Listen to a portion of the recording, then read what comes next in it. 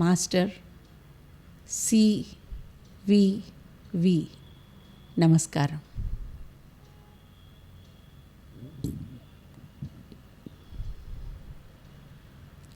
అందరికీ నమస్కారం.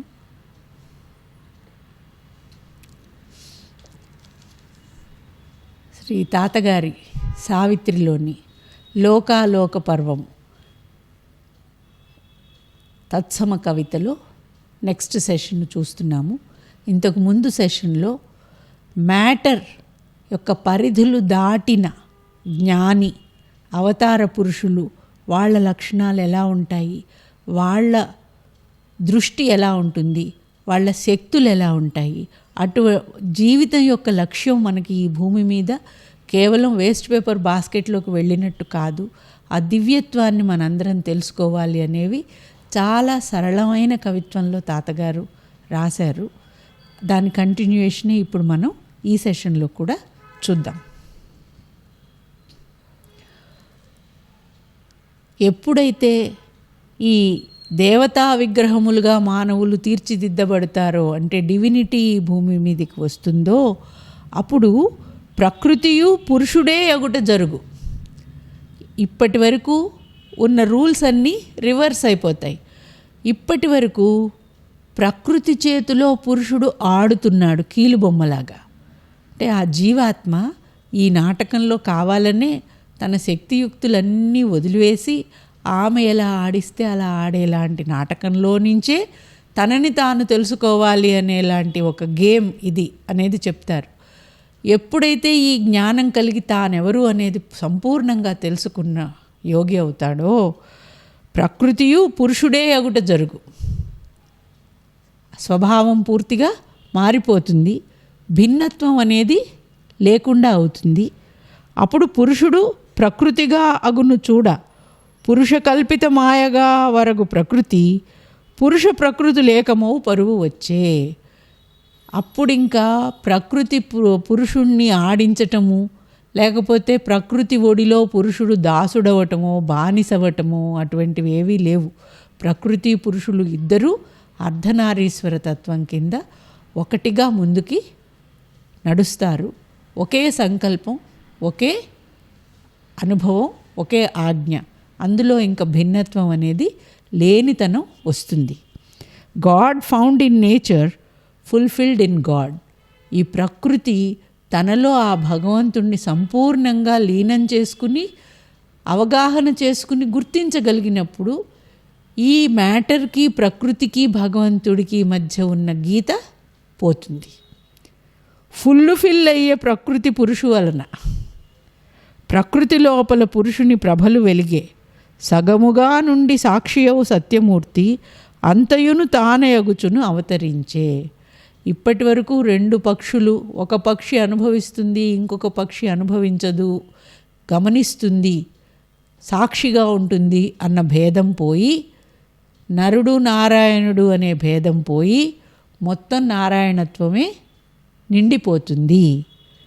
అతడు కాకుండా ఇంక ఎయ్యదియు లేదు, అదియు ఆతండు ఒకటి అన్నదియే నిలిచే. ప్రకృతి పురుషుడు అన్న భేదం కూడా లేకుండా మొత్తం అతడే. హాఫ్ కప్పును భావంబు అవలద్రోచి, ఫుల్లు కప్పుగా అంతయు ఊరటిల్లే. సగం దైవత్వం, సగం మానవత్వం, సగం కప్పు దేవత్వం, సగం కప్పు మానవత్వం అనేది పోయి ఫుల్ కప్పు దేవత్వం భూమి మీదకి వస్తుంది.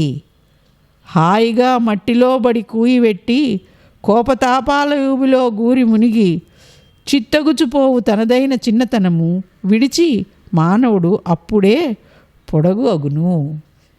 ఎప్పుడైతే ఈ హాఫ్ మ్యాన్ హాఫ్ డివైన్ అనేది పోయి పూర్తి డివినిటీ వస్తుందో, ఇప్పటి వరకు ఉన్న చిన్నతనం, ఈ మట్టిలో అజ్ఞానంలో పడి దొర్లాడుతూ చనిపోతూ ఇదే జీవితం అనుకుంటున్నది పోయి మానవుడు అప్పుడే పొడుగు అగును.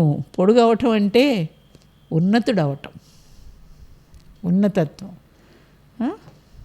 సూపర్ మ్యాన్ అవుతాడు.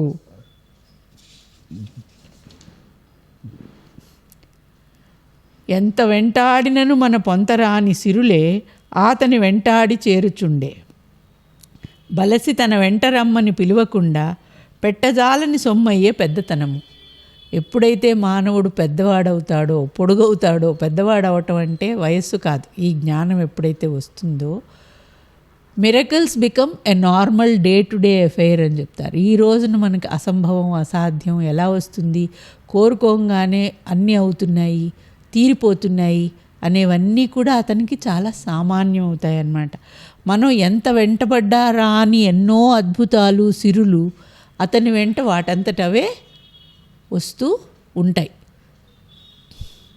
మళ్ళీ మళ్ళీ నేను తాతగారి ఉదాహరణలు లేకపోతే ప్రభాకర్ శాస్త్రి గారి ఉదాహరణలు చెప్పాను అని అనుకోకపోయేట్లయితే మనం వాళ్ళని మాకు ఇది కావాలి అనగానే ఒక్కసారి వాళ్ళకి విన్నవించుకుంటే, ఒక 3 కాన్ల ఉత్తరం రాసినా కూడా వెంటనే ఆ సమస్యలన్నీ తీరుతున్నాయి అంటే, ఆహా ఏమి అద్భుతాలు జరిగాయి, ఇన్ని మిరకిల్స్ ఎలా జరిగాయో అనుకుంటామే.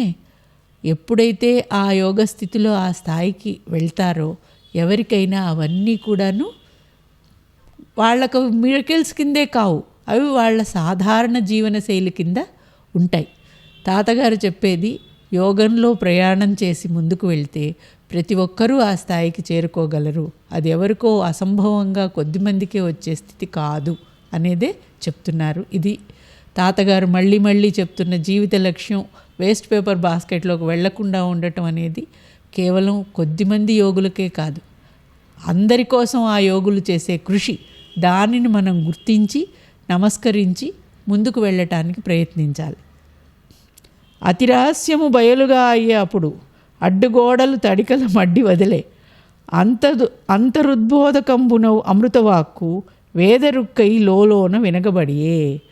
ఇప్పటి వరకు ఎలా జరుగుతాయి ఈ అద్భుతాలు, అదేదో గొప్ప, అదేదో రహస్యం అనుకున్నదంతా బట్టబయలవుతుంది. ప్రతి ఒక్కళ్ళకి ఆ సామర్థ్యం వస్తుంది, ప్రతి ఒక్కరికి కూడా ఆ ఆత్మజ్ఞానం వస్తుంది. కాబట్టి వేదరుక్కై లోలోన వినగబడియే, వాళ్ళకి లోపల నుంచే ఆ డివైన్ నాలెడ్జ్ అనేది ప్రవహిస్తుంది, లేమి అనేది పోతుంది.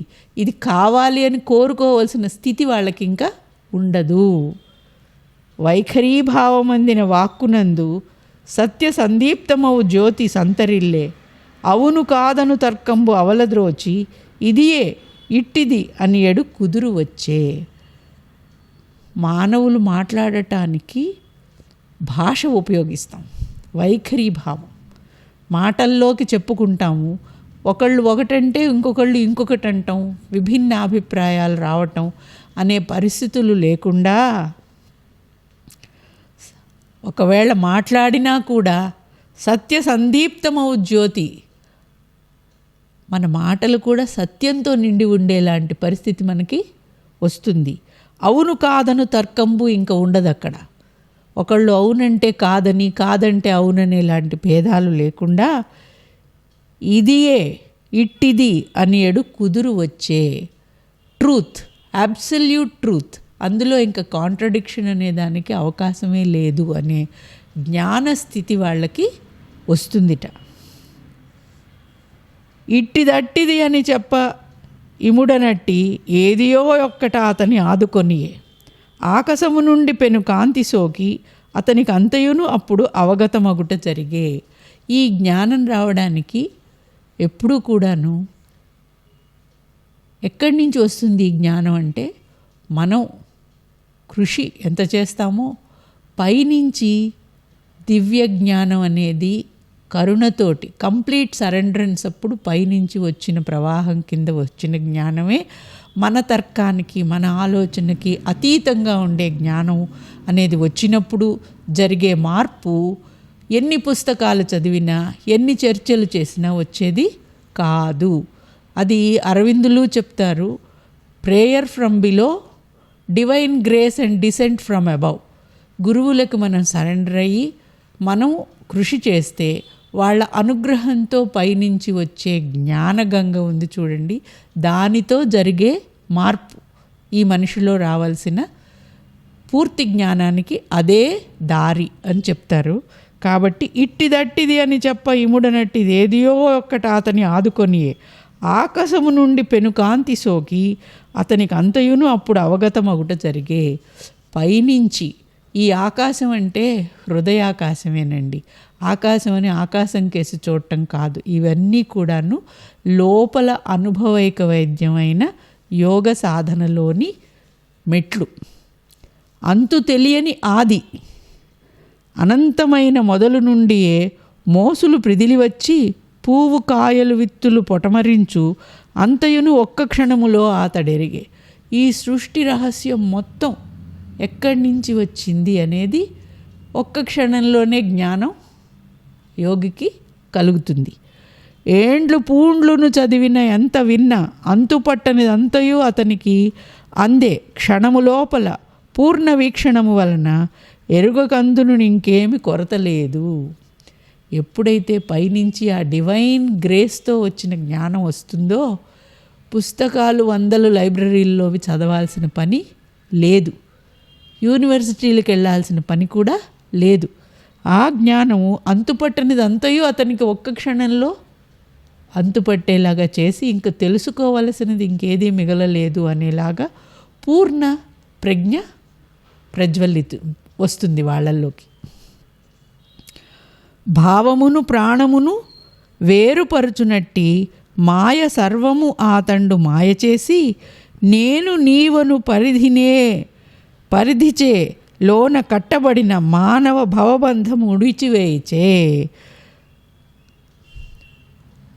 రకరకాల తెరలు పొరలతోటి అడ్డుండి మన ఆలోచనలు వేరు, మన జీవన శైలి, మన ప్రాణశక్తి ప్రవహించే విధానం వేరు. మాయతోటి సర్వము రకరకాల పొరల్లో ఉన్నాయే, ఈ పొరలన్నీ ఒక్కసారిగా అతనిలో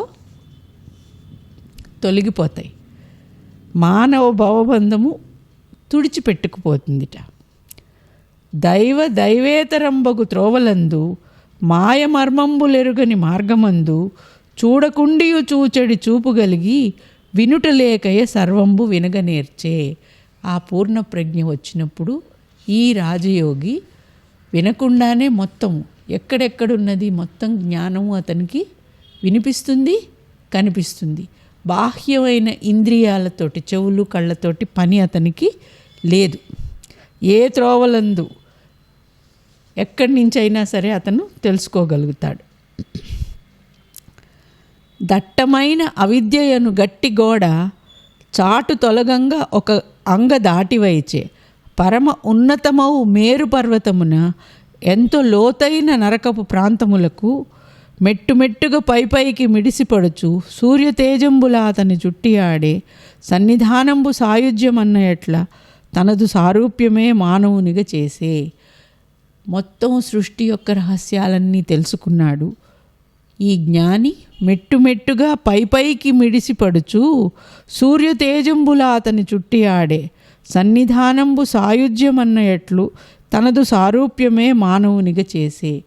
ఎవరైతే ఈ స్థాయికి వెళ్తారో ఆ పరమేశ్వరుడు తన రూపమే అతనిది అనేలాంటి సాయుధ్యాన్ని కలిగిస్తాడు, సాన్నిధ్యాన్ని ఇస్తాడు. సారూప్యము సాన్నిధ్యము అంటే మీకందరికీ తెలుసు, తనలాంటి లక్షణాలు కలిగిస్తాడు. తాతగారు అందుకే ఆ జగజ్జనని అమ్మ నీ తనం మాకు ఇయ్యి అంటారు. ఆమె తనం మనకొస్తే, ఆమెలో ఉన్న లక్షణాలన్నీ మనకొస్తే ఇంకా అపరిమితమైన ఆనందము, జ్ఞానము, శక్తి అన్నీ వచ్చేస్తాయి. నీ తనం మాకు ఇయ్యమ్మా, మేము నీ బిడ్డలం కదా అని. ఈ యోగంలో ఈ స్థాయికి వెళ్ళిన వారికి అదే లభిస్తుంది.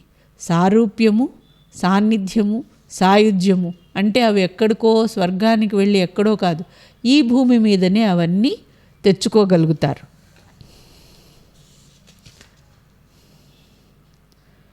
మనుజులు అమృతపు స్పర్శ అమర్త్యులగుదురనడు భయమున అమృతంబును అవలదాచి కానబడకుండా చేసిరిగాన ఇప్పుడు భూమి దేవతయే తన పూన్కి వలన భూమి మీదనే అమృతంబు పుట్టునట్లు చేసెదనటంచు భూదేవి చిత్తమందు నిశ్చయించిన కథమున నేడు నిచట దివ్యభావంబు మానవ దేవుడయ్యే.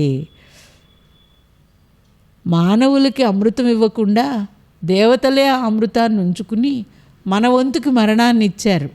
మనకి అన్నదమ్ముల వాటాల్లో అన్యాయం జరిగిన వాళ్ళల్లో మనం అనుకుంటే ఇప్పుడు భూదేవి ఏం చేసిందిట, భూమి మీదనే అమృతము పుట్టునట్లు చేసదనటంచు భూదేవి చిత్తమందు నిశ్చయించిన కథమున నేడు ఇచట దివ్యభావంబు మానవ దేవుడయ్యే.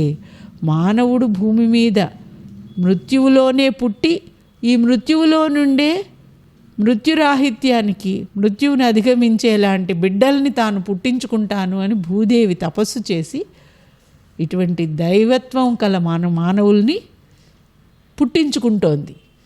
దేవతలు ఎవరో దానంగా తనకి ఇవ్వక్కర్లేదు అమరత్వం, తన బిడ్డలే ఆ స్థాయికి ఎదగగలరు అనేలాంటి ధీమాతో ఆ భూదేవి చేస్తున్న తపస్సు ఫలిస్తోంది. ఇక్కడ వామనావతారం గురించి కంపారిజన్ తోటి తాతగారు చెప్తున్నారు. పుట్టినప్పుడు వామనుడు ఎంత ఉన్నాడు,